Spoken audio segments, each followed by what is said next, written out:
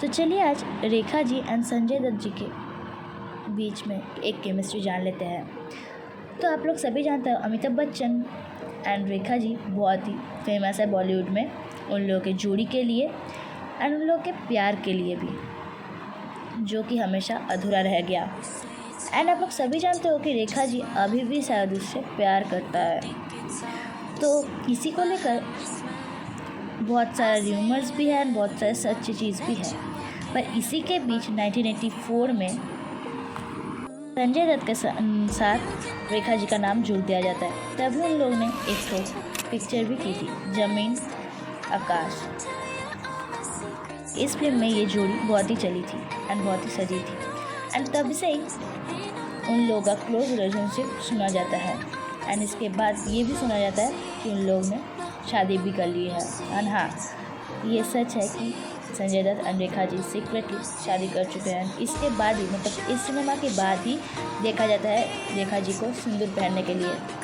And इसके बाद बहुत सारे क्वेश्चन होता है कि क्यों रेखा जी सिंदूर पहनता है, पर ये सब कभी भी खोल कर रिवील नहीं किया है रेखा जी ने।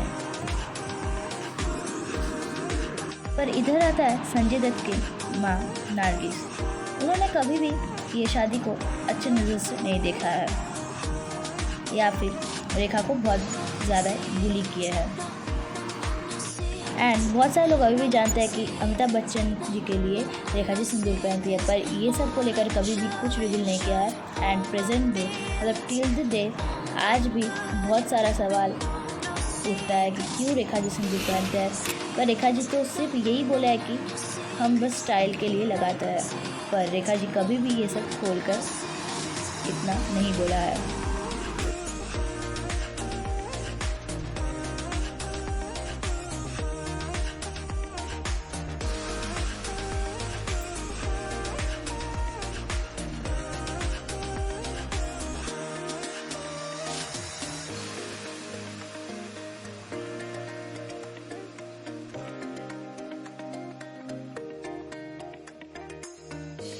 Secrets, no, no, no, no secrets, no secrets, no, no, no, no secrets, no secrets, no, no, no, no secrets, no secrets, no, no, no, no secrets.